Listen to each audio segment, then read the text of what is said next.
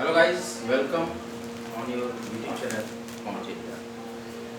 Comteria nowadays starts question often confused in examination hall series. In this series, we discuss about Indian polity and constitution, very important topics from the gist of the NCERT. Our prior lecture is power distribution. Now we have discussed about the chapter केंद्र राज्य संबंध सशक्त केंद्रीय सरकार और संघ।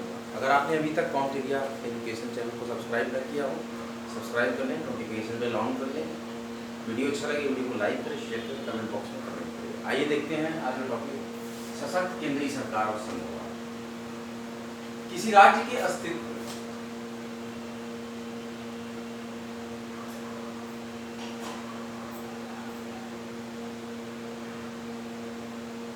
किसी राज्य के अस्तित्व और उसकी भौगोलिक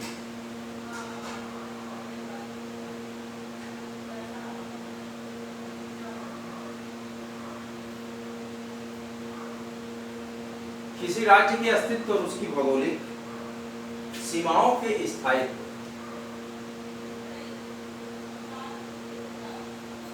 सीमाओं के स्थायित्व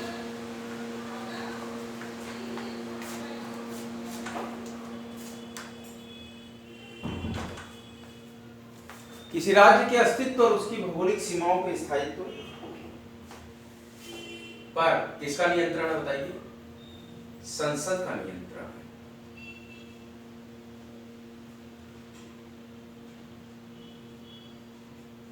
किसी राज्य के अस्तित्व और उसकी भौगोलिक सीमाओं के स्थायित्व पर संसद का नियंत्रण, controlled by parliamentary of India. और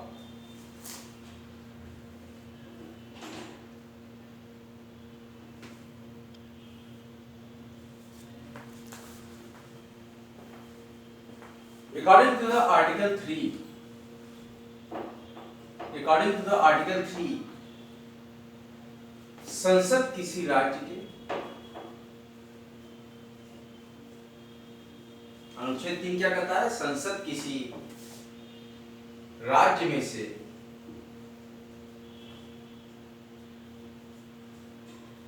उसके मतलब राज्य के राज्य क्षेत्र तथा उसको अलग करके या दो या दो से अधिक राज्यों को मिलाकर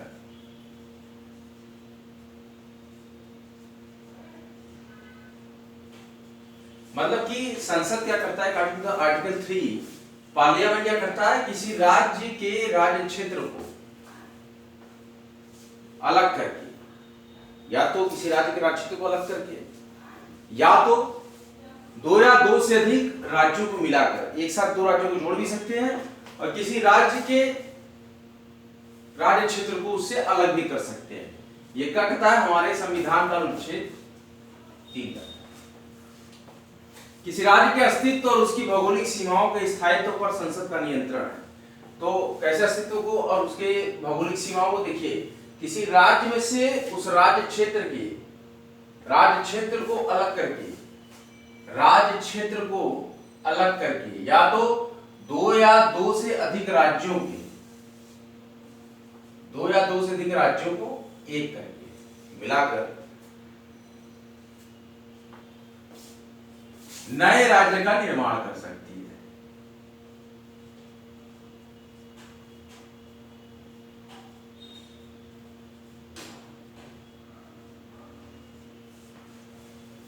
मध्य प्रदेश से अलग करके छत्तीसगढ़ बनाया गया। तो यहां पे देखिए फॉलो द राज्य में से उसके राज्य क्षेत्र को अलग कर दिया, एक राज्य क्षेत्र को अलग कर दिया मध्य प्रदेश के छोटे से हिस्से को, तो वो छत्तीसगढ़ बना दिया गया। और बिहार के हिस्से को अलग कर दिया गया, उसको झारखंड बना दिया गया। समझ रहे हैं आप?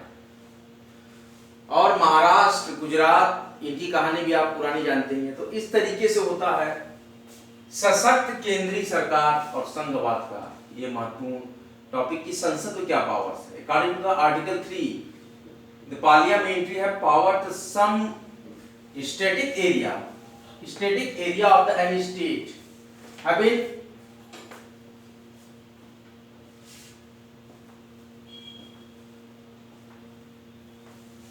and are the two or two states mutually combined there to generate a new state or province। किसी राज्य के खंड को अलग करके भी राज्य बना सकते हैं या कोई क्षेत्र घोषित कर सकती है संसद अकॉर्डिंग टू द आर्टिकल 3, या तो दो या दो से अधिक राज्यों को मिलाकर भी एक राज्य का निर्माण कर सकते हैं। और संसद क्या कर सकती है, वह किसी राज्य की सीमाओं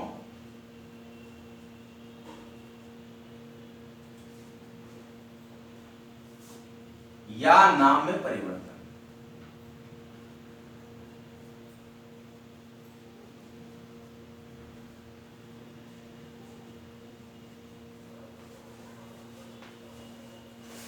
पांडिचेरी को पुडुचेरी, वेस्ट बंगाल को पश्चिम बंग, ये कई एग्जांपल मैं आपको दे रहा हूं जो कि हुआ है। तो संसद किसी राज्य की सीमाओं में परिवर्तन या उसके नाम में परिवर्तन कर सकती है।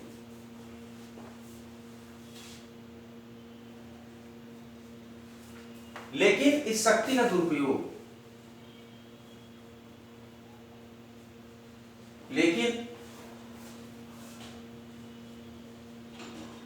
इस शक्ति का दुरुपयोग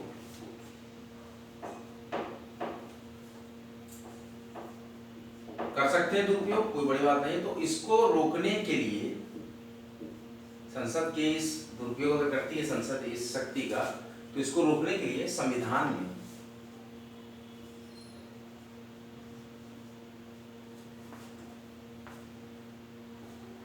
प्रभावित राज्य के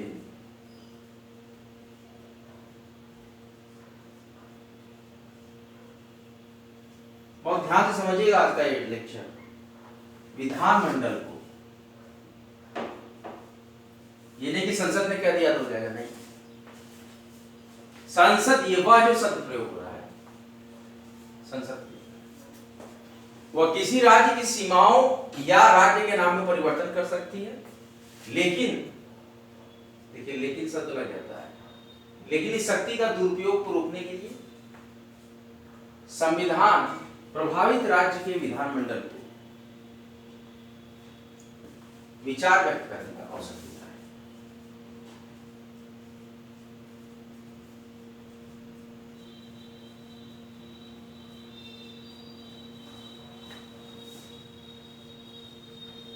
कि क्या ऐसा होना चाहिए या नहीं। संविधान, हमारे देश का संविधान, the constitution of India have the powers of the state, provincial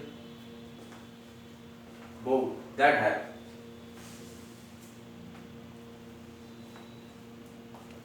given their ideas from their aspects on the table of the constitution of India। राज्य के संविधान की डेस्क पर रख सकते हैं इच्छा कि नहीं हम अपने नाम में परिवर्तन नहीं करना चाहते, पार्लियामेंट जबरदस्ती कर रही है, केंद्र सरकार जबरदस्ती कर रही है, तो उस केस में सुना जाएगा संवैधानिक रूप से। संविधान में, हमारे भारत के संविधान में केंद्र को एग्जैक्टली क्या है, संविधान में संघ लिखा है, तो हम बोल रहे हैं केंद्र को, उसका मतलब आप समझिए संवैधानिक, केंद्र को अत्यंत शक्तिशाली बनाने वाले, अत्यंत शक्तिशाली बनाने वाले इंपॉर्टेंट पॉइंट्स को अपनी नोटबुक पे नोट डाउन करते रहिएगा। एग्जामिनेशंस बहुत नजदीक है, कुछ क्वेश्चंस यहाँ से ट्रैक होंगे, तो उस समय अगर आपके पास नोट्स नहीं होगा, शॉर्ट ओवरव्यू नहीं होगा, शॉर्ट सिनेरियो नहीं होगा, you have to collect the short scenario, some very very important technical crunch point of the concerned lecture that you have to proceed for the success way in very short time, but you have not note down the such important central idea of that lecture, that you have very complicated to track such juice of the lecture. संविधान में केंद्र को अत्यंत शक्तिशाली बनाने वाले कुछ आपातकालीन प्रावधान, इमरजेंसी प्रोसीजर,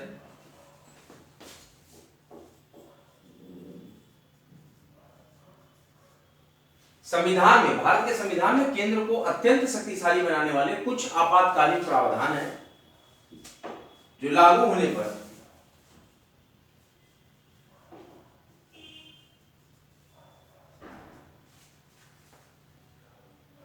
हमारी संघीय व्यवस्था को, देखिए ना, आया ना पढ़े यहाँ पे संघीय, हमारी संघीय व्यवस्था को एक अत्यधिक मतलब बहुत ज्यादा, मच मोर, एक अत्यधिक केंद्रीकृत व्यवस्था बदल देते हैं। केंद्रीकृत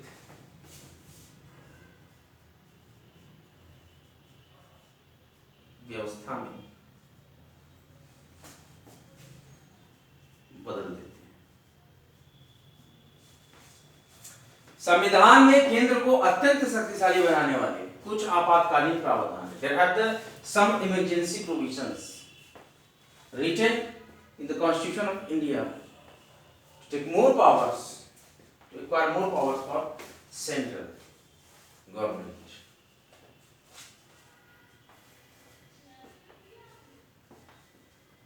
और इनको एक सेंट्रलाइज सिस्टम में बदल देते हैं।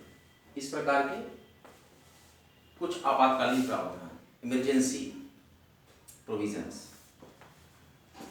आपातकाल के दौरान होता क्या है, देखिए ये क्वेश्चन बराबर आते हैं।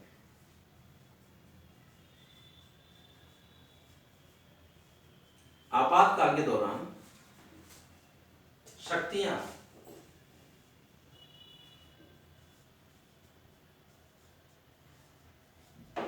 कानूनी रूप से केंद्रीकृत हो जाती हैं। राज्य के पास शक्तियां निकल जाती हैं, केंद्र जहां पे चली जाती हैं।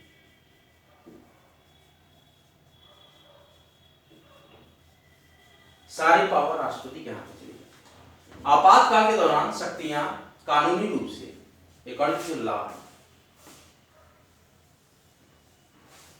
केंद्रीकृत हो जाती है। They have centralised, powers have centralised, एक जगह हो जाती है। कौन इन पावर्स का यूज करता है उस समय? Honourable president.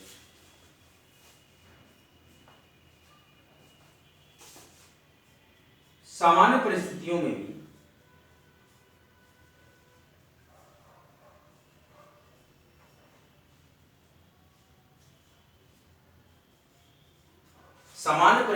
भी केंद्र सरकार की अत्यंत प्रभावी,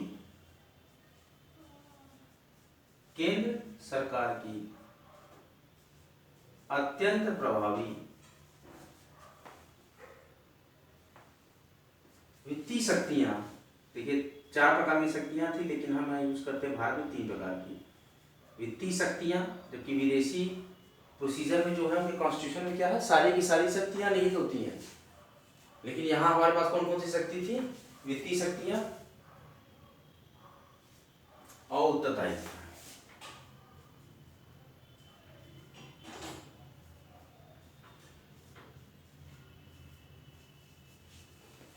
सामान्य परिस्थितियों में, मतलब आम दिनों में भी केंद्र सरकार की अत्यंत प्रभावी वित्तीय शक्तियां और उत्तरदायित्व। उसके पास कुछ वित्तीय शक्तियां हैं जो कि इफेक्टिव हैं, they have more effective financial powers and liabilities. Liabilities बोलते हैं उत्तरदायित्व को।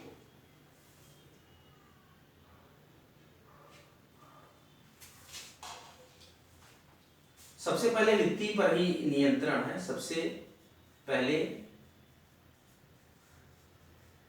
वित्तीय शक्तियों पर, सबसे पहले मतलब राज्य से पहले जो हक होगा, सबसे पहले वित्तीय शक्तियों पर, आय के प्रमुख साधनों पर इनकम टैक्स देखना है। आय के प्रमुख साधनों पर केंद्र सरकार का नियंत्रण है, मतलब संघ का नियंत्रण।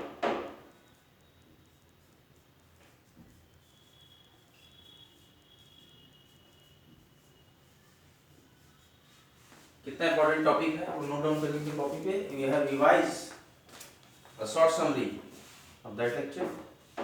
अभी लेक्चर कंटिन्यू रहेगा और तब तक नोट डाउन करिए अपने कॉपी पे।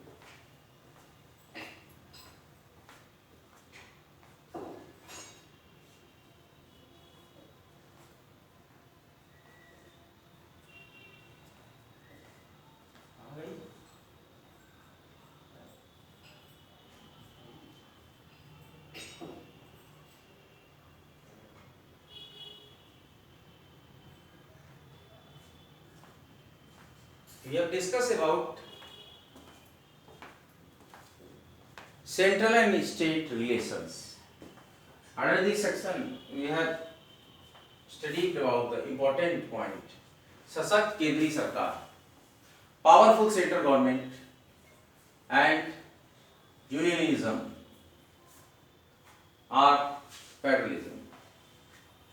किसी राज्य के अस्तित्व और उसकी भौगोलिक सीमाओं के स्थायित्व पर संसद का नियंत्रण है। अकॉर्डिंग टू द आर्टिकल 3, संसद किसी राज्य में से उसके राज्य क्षेत्र को अलग करके या तो दो या दो से अधिक राज्यों को मिलाकर एक नए राज्य का निर्माण कर सकती है।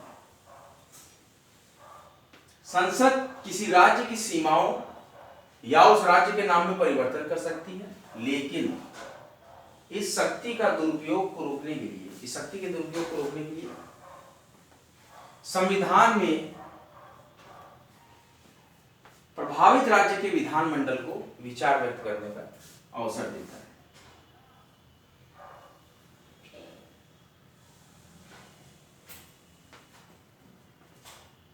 कौन देता है? कॉन्स्टिट्यूशन ऑफ इंडिया पावर देता है राज्य के विधानमंडलों को विचार व्यक्त करने का अवसर देता है कि उनके नामों में और सीमाओं में परिवर्तन होना चाहिए या नहीं। वो संविधान के समक्ष अपने विचारों को रखेंगे, उसके बाद ही पार्लियामेंट उस पर एक्शन लेगी। संविधान में केंद्र को अत्यंत शक्तिशाली बनाने वाले कुछ आपातकालीन प्रावधान हैं जो लागू होने पर हमारी संघीय व्यवस्था को एक अत्यधिक केंद्रीकृत व्यवस्था में बदल देते हैं, सेंट्रलाइज कर देते हैं। अत्यधिक केंद्रीकृत व्यवस्था, मोर इफेक्टिव सेंट्रलाइज सिस्टम। आपातकाल के दौरान शक्तियां कानूनी रूप से केंद्रीकृत हो जाती हैं और मतलब सेंटर के पास चली जाती है, सेंट्रलाइज होती है एक जगह। और सामान्य परिस्थितियों में भी केंद्र सरकार की अत्यंत प्रभावी वित्तीय शक्तियां एवं उत्तरदायित्व होती है सेंट्रल गवर्नमेंट के पास। और सबसे पहले वित्तीय शक्तियों पर, आय के प्रमुख साधनों पर, सबसे पहले आय के प्रमुख साधनों पर केंद्र सरकार का नियंत्रण होता है। जैसे आप देखिए इनकम टैक्स, एक्साइज टैक्स, ये सब कौन सी गवर्नमेंट लेती है? सेंट्रल गवर्नमेंट लेती है। आपने देखा जैसे हमारा आज का इंपॉर्टेंट टॉपिक है सेंट्रल स्टेट रिलेशंस। आज का हमारा इंपॉर्टेंट टॉपिक क्या है? सेंट्रल एंड स्टेट रिलेशंस, केंद्र और राज्य संबंध। हमारा टॉपिक क्या है? डैश लगा दे रहा हूं, केंद्र राज्य संबंध। इसमें क्या है? सशक्त केंद्रीय सरकार और संघवाद, powerful central government and unionism और फेडरलिज्म। किसी राज्य के अस्तित्व और उसकी भौगोलिक सीमाओं के स्थायित्व पर संसद का नियंत्रण है। अकॉर्डिंग टू आर्टिकल 3, संसद किसी राज्य में से उसके राज्य क्षेत्र को अलग करके या दो या दो से अधिक राज्यों को मिलाकर नए राज्य का निर्माण कर सकती इज इट क्लियर? संसद किसी राज्य की सीमाओं या नाम में परिवर्तन कर सकती है, लेकिन इस शक्ति को के दुरुपयोग को रोकने के लिए संविधान में प्रभावित राज्य के विधानमंडल के विचार व्यक्त करने का अवसर है। विधानमंडल, प्रभावित राज्य के विधानमंडल को अवसर दिया जाएगा कि वो व्यक्त करें विचार। और संविधान में केंद्र को अत्यंत शक्तिशाली बनाने वाले कुछ आपातकालीन इमरजेंसी प्रोविजंस हैं, जो लागू होने पर हमारी संघीय व्यवस्था को एक अत्यधिक केंद्रीकृत व्यवस्था में बदल देते हैं। आपातकाल के दौरान शक्तियां कानूनी रूप से केंद्रीकृत हो जाती है। They have centralised by the law. और जनरल कंडीशंस में भी केंद्र सरकार के अत्यंत प्रभावी फाइनेंशियल पावर्स और लायबिलिटीज। सबसे पहले आय के प्रमुख साधनों पर सेंट्रल गवर्नमेंट का नियंत्रण। देख लीजिए, एक्साइज है, इनकम टैक्स है, जो भी मोटी कमाई वाले, मोटी इनकम वाले जितने भी प्रोविजंस हैं जहां से गवर्नमेंट को इनकम होती है, सारे के सारे किसके अंडर में है? Central government. अब हम इसको मिटा रहे हैं, टॉपिक को आगे बढ़ाते हैं। टॉपिक कैसा लग रहा है आपको? लेक्चर कैसा लग रहा है? कमेंट बॉक्स में कमेंट कीजिएगा। गरीब विद्यार्थियों को, जो विद्यार्थी नाउम्मीद हो गए हों, जिन्हें पढ़ाई समझ में नहीं आ रही है, डिप्रेस हो पढ़ाई से, नहीं समझ में आई, ये पूरी टीम को बताइए। एक बार कॉम्टेरिया के लेक्चर्स देखें, उनके अंदर एक नया उत्साह आपको देखने को मिलेगा। कॉम्टेरिया पूरी जड़ से चेतन तक, रूट से डेस्टिनेशन तक सारा का सारा आपको एक्सप्लेन करेगा।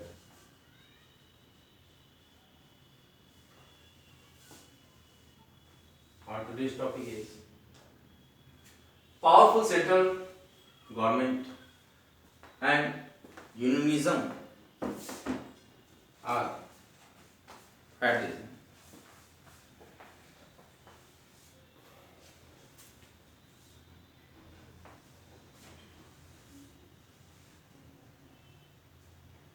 केंद्र के पास ये सारे इंपॉर्टेंट पॉइंट्स हैं। केंद्र के पास आय के अनेक संसाधन हैं। Resources of revenue, there are more revenues central government of the union. और राज्य अनुदानों,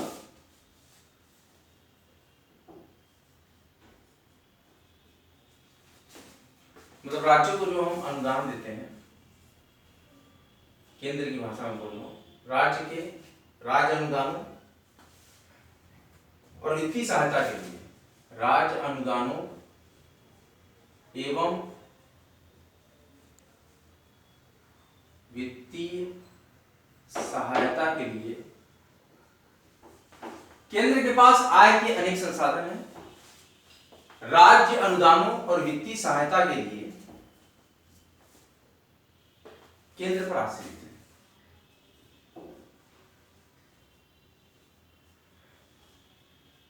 डिपेंड ऑन सेंट्रल आर्गेनाइजेशन।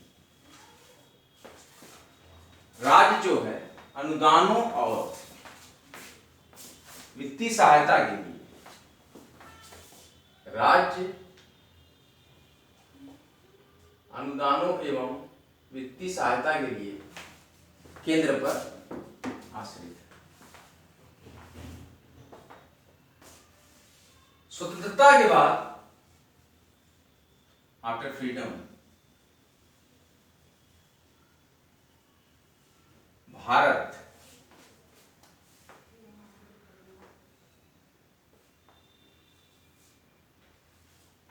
ने तेज आर्थिक और आर्थिक का मतलब इकोनॉमिकल, तेज आर्थिक प्रगति एवं विकास के लिए, देखिए किया है प्रगति, भारत ने लगभग काफी प्रगति की है, एवं विकास के लिए नियोजन को साधन के रूप में अपनाया। नियोजन को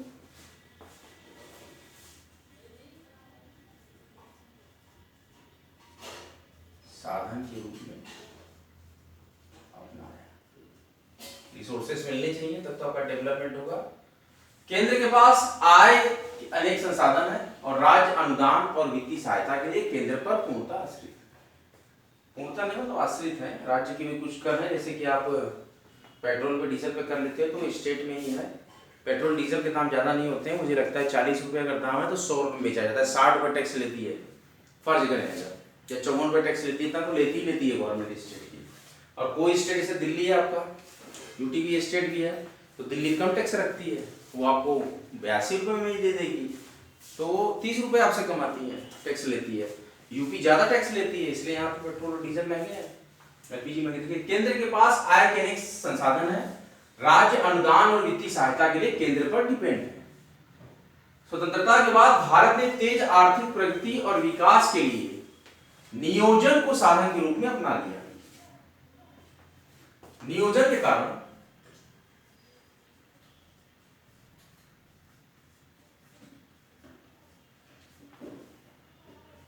आर्थिक फैसले लेने की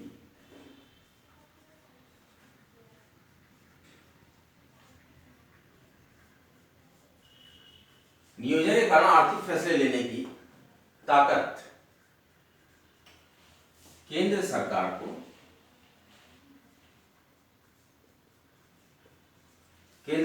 को के हाथ में सिमटती गई। मतलब सारा आर्थिक फैसला वही लेते हैं, राज्यों के हाथ से निकल गई। और नियोजन के कारण आर्थिक फैसले लेने की ताकत, देखिए सारा रेवेन्यू तो सेंट्रली ले जाता है, टैक्सेस वगैरह आय के स्रोत हैं स्कीम में, तो नियोजन के कारण आर्थिक फैसले लेने की ताकत केंद्र सरकार के हाथ में सिमटती गई। केंद्र सरकार द्वारा नियुक्त योजना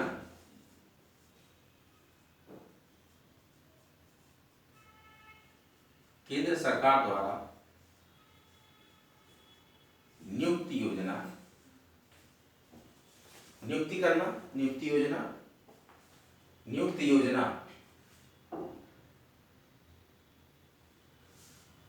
आयोग, कौन सा आयोग बनाया? केंद्र सरकार द्वारा नियुक्त योजना आयोग। अब जितने भी नियोजन की शक्तियां थी तो पहला इन्होंने बनाया योजना आयोग आजादी के बाद। केंद्र सरकार द्वारा नियुक्त योजना आयोग, जिसको कि हम लोग अब नीति आयोग कहते हैं। योजना आयोग मैंने इसलिए बता दिया कि जिस सन की बात हो रही थी उसके अनुसार अभी नाम योजना आयोग था, इसका नाम बदल दिया गया था नीति आयोग। राज्यों के संसाधन प्रबंध, नीति आयोग क्या करता है?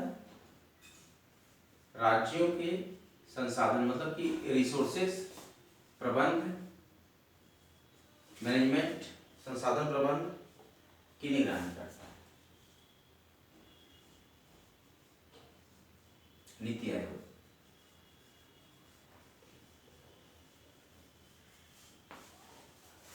राज्यों के संसाधन प्रबंध की निगरानी करता है। अगला इंपॉर्टेंट पॉइंट है, कितने स्टेरिक में यहाँ बना रहा हूँ वो सब इंपॉर्टेंट पॉइंट है, उससे आपको जो जूस लगेगी, जूस ऑफ द लेक्चर है, उसको आप नोट करते रहिए। और इसके अलावा केंद्र क्या करता है और क्या क्या कार्य है? इसके अलावा केंद्र अपने विशेषाधिकार का प्रयोग, केंद्र अपने विशेषाधिकार, स्पेशल पावर्स मैंने बताया था ना, वही विशेषाधिकार का प्रयोग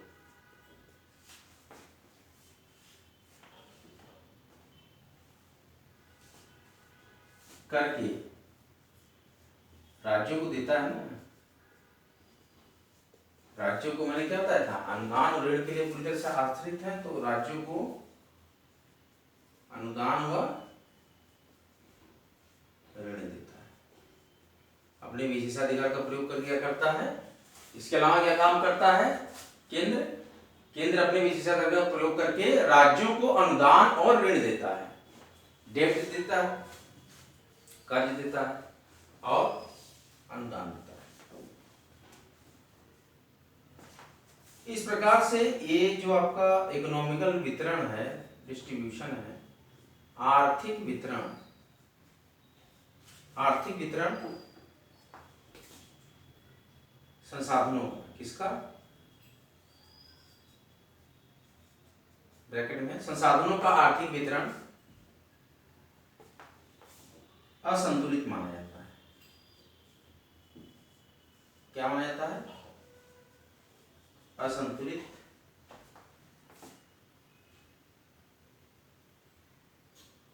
माना जाता है।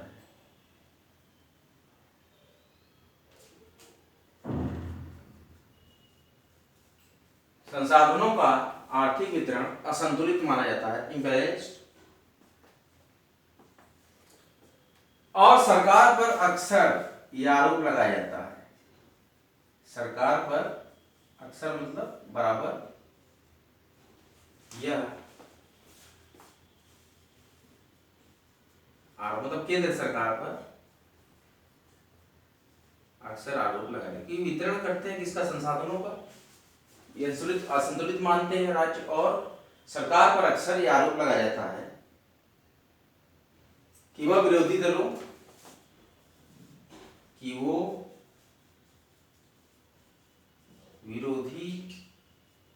दलों द्वारा मतलब विपक्ष द्वारा शासित राज्यों के प्रति, जैसे अभी राजस्थान है और सेंट्रल में बीजेपी की सरकार है, दलों द्वारा शासित राज्यों के प्रति ऐसे ही लगते हैं आरोप, राज्यों के प्रति भेदभावपूर्ण रवैया अपनाती है।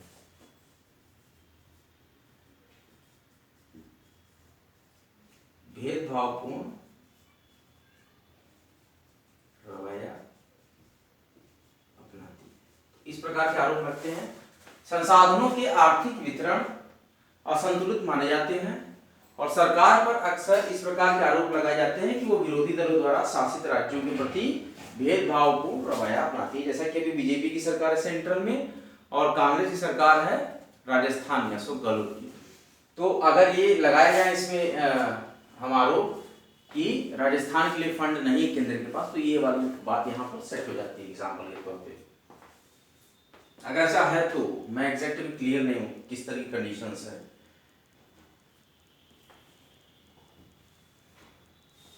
राज्यपाल को ऐसी शक्तियां प्राप्त हैं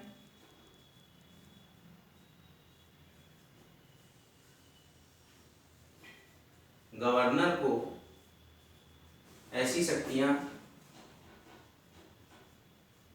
प्राप्त हैं कि वह राज्य सरकार को, राज्य का एक गवर्नर होता है आपको मालूम होगा, तो वह राज्य सरकार को, जिस राज्य का वो गवर्नर है, हटाने एवं विधानसभा, राज्य की सभा होती है विधानसभा, विधानसभा भंग करने की सिफारिश, भंग करने की सिफारिश। अगर लगता है कि किसी प्रकार की ऐसी कंडीशन है कि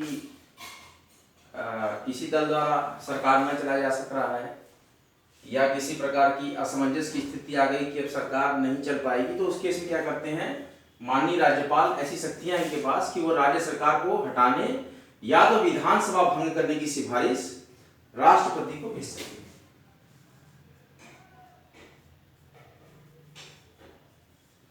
राष्ट्रपति को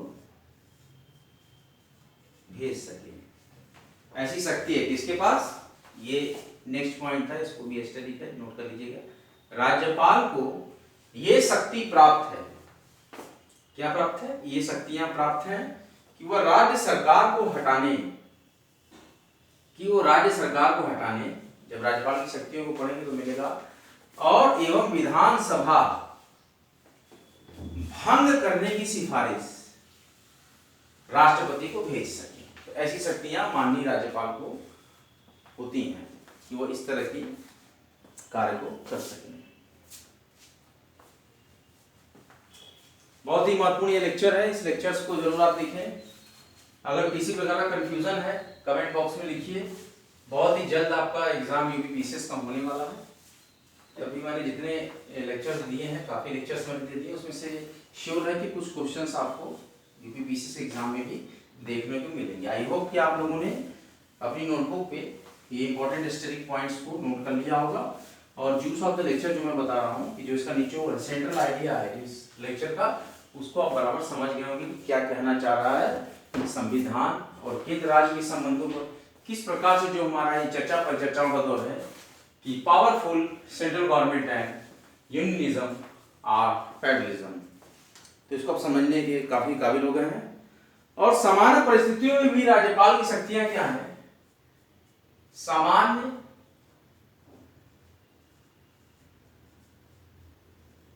परिस्थितियों में भी, आम दिनों में राज्यपाल की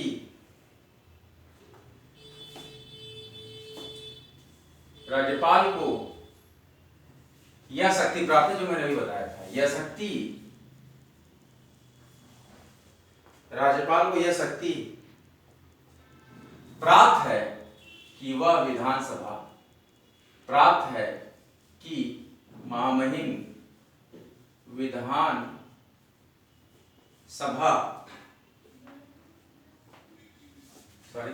महामहिम विधानमंडल के द्वारा पारित, विधानमंडल के द्वारा पारित किसी विधेयक, जैसे केंद्र में राष्ट्रपति के पास शक्तियां, उसी तरह राज्य में राज्यपाल के पास शक्तियां। इसको ध्यान दीजिएगा कि वह मतलब राज्यपाल विधानमंडल के द्वारा पारित किसी विधेयक को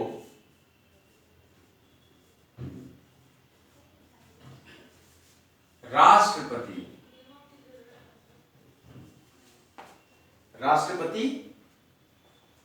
की स्वीकृति के लिए सुरक्षित रख सके। स्वीकृति मतलब उनकी अनुमति, स्वीकृति के लिए सुरक्षित रख सके, ये पावर्स होती हैं। सामान्य परिस्थितियों में भी राज्यपाल को यह शक्ति प्राप्त है, आम दिनों में भी, कि वह विधानमंडल के द्वारा पारित, राज्य विधानमंडल के द्वारा पारित किसी भी विधेयक को राष्ट्रपति की स्वीकृति के लिए सुरक्षित रख सके।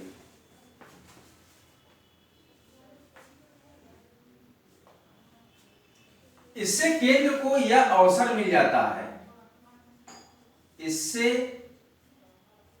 केंद्र को यह अवसर मिल जाता है, संघ को क्या अवसर मिल जाता है कि वह किसी राज्य, केंद्र जो है किसी राज्य के कानून निर्माण में, किसी राज्य के कानून निर्माण में देरी कर, कानून निर्माण में देरी कर सके। अगर केंद्र को लगता है कि हमें कुछ दिन और चाहिए, तो वो इस पावर से राज्यपाल की, जो राष्ट्रपति की स्वीकृति के लिए सुरक्षित रख देते हैं, तो केंद्र को यह अवसर मिल जाता है कि वह किसी राज्य के कानून निर्माण में देरी कर सके। एवं यदि वह चाहे, केंद्र सरकार, वह किसके लिए यूज हुआ? सेंट्रल, वह चाहे सेंट्रल गवर्नमेंट के लिए, यदि वह चाहे ऐसे विधेयकों, तो ऐसे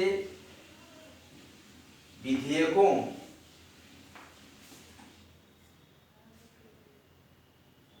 की परीक्षा कर, मतलब जांच कर,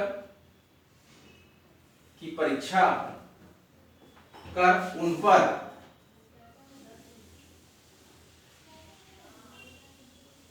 विधानमंडल, विधानमंडल नहीं, निषेधाधिकार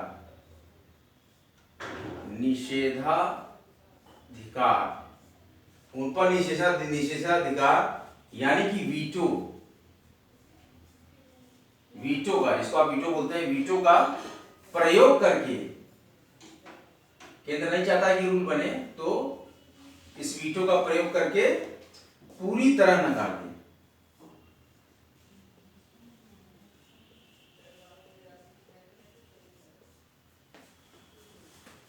सामान्य परिस्थितियों में भी राज्यपाल को यह शक्ति प्राप्त है कि वह विधानमंडल के द्वारा पारित किसी विधेयक को राष्ट्रपति की स्वीकृति के लिए सुरक्षित रख सके। इससे केंद्र को यह अवसर मिल जाता है, एक चांस मिल जाता है कि वह किसी राज्य के कानून निर्माण में देरी कर सकता है, और अगर केंद्र चाहे तो ऐसे विधेयकों की परीक्षा कर सकता है और उनपे निषेधाधिकार वीटो का प्रयोग करके पूरी तरह नकार सकता है कि हम यह कानून नहीं मानते हैं जो विधान मंडल ने पारित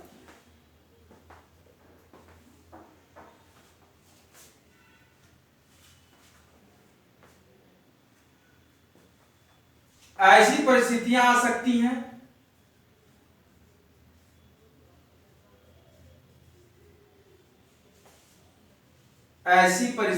भी आ सकती हैं संविधान में, जब केंद्र सरकार, देखिए केंद्र राज्य संबंध पढ़ रहे हैं इसीलिए पूरा इसके बारे में पढ़ रहे हैं, जब केंद्र सरकार द्वारा राज्य सूची के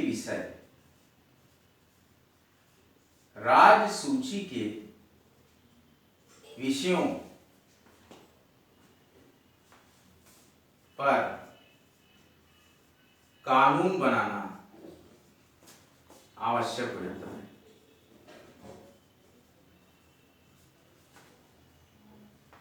आवश्यक हो जाए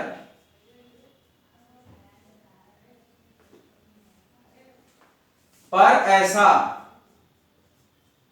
अब केंद्र के लिए क्या आएगा इसमें दिक्कत, पर ऐसा करने के लिए राज्य सूची पर विषय कैसे बनाता है, ऐसा करने के लिए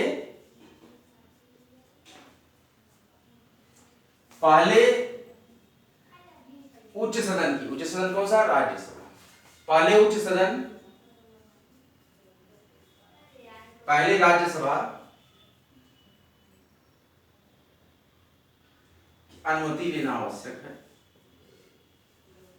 अब केंद्र के समक्ष आ गया मामला कि राज्यसभा की अनुमति लेना आवश्यक है, तो क्या करेगा केंद्र, और देखिए कहां पर कूटनीति करेगा, आवश्यक है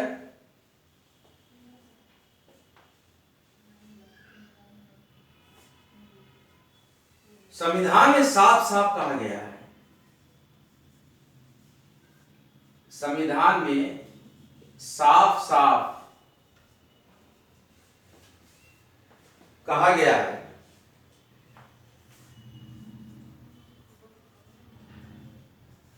कि केंद्रीय सरकार,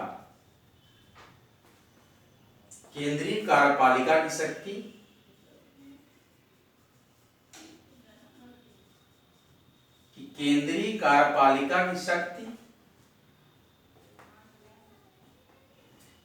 प्रादेशिक कार्यपालिका, देखिए राज्य की बात हो गई, प्रादेशिक कार्यपालिका, अब सेंट्रल कार्यपालिका और स्टेट प्रोविंशियल कार्यपालिका की शक्ति से ज्यादा होगी, बस यही बात है। केंद्र राज्य संबंधों में देखिए ये सब चीजें हैं जो कि हम इंपॉर्टेंट डिस्कस कर रहे हैं, कार्यपालिका की शक्ति से ज्यादा होगी।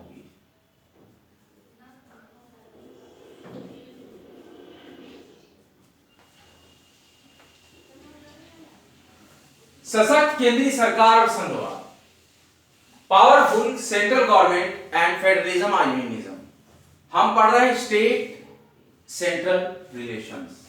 सामान्य परिस्थितियों में भी राज्यपाल को यह शक्ति प्राप्त है कि वह विधानमंडल के द्वारा पारित किसी विधेयक को राष्ट्रपति की स्वीकृति के लिए सुरक्षित रख सके। इससे केंद्र को यह अवसर मिल जाता है कि वह किसी राज्य के कानून निर्माण में देरी कर सके, उसको अवसर मिलेगा।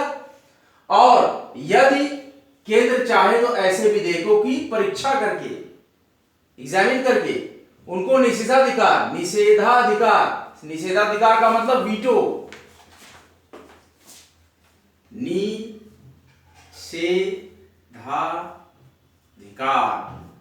इट मींस वीटो पावर, और उन पर वीटो का प्रयोग करके पूरी तरह नकार सकता है विधानमंडल के द्वारा पारित किसी विधेयक को। केंद्र, ऐसी परिस्थितियां भी आ सकती हैं कि जब केंद्र सरकार द्वारा राज्य सूची के विषयों पर कानून बनाना आवश्यक हो जाए, लेकिन ऐसा करने के लिए पहले राज्यसभा की उच्च सदन की अनुमति लेना आवश्यक है।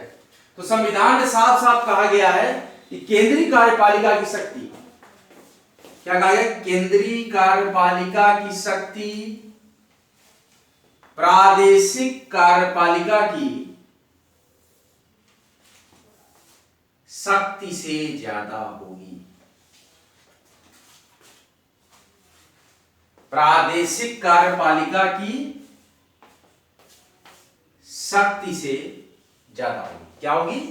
ज्यादा होगी। आई होप कि आप लोगों ने अपने इंपॉर्टेंट नोटबुक पे ये सारे juice of the lectures, central of the lectures, important point of the lectures, important heading of the lectures, heading under important topics को इंक्लूड किया होगा और नोट कर लिया होगा। साउंड फॉर्मेट में, रिटन फॉर्मेट में, ऑडियो विजुअल फॉर्मेट में, कई तरीके से आप इसको जज कर सकते हैं। What we can study on the given folder in polity constitution, we have start a new chapter, Central State Relations, in which we discuss today the powerful central government and unionism.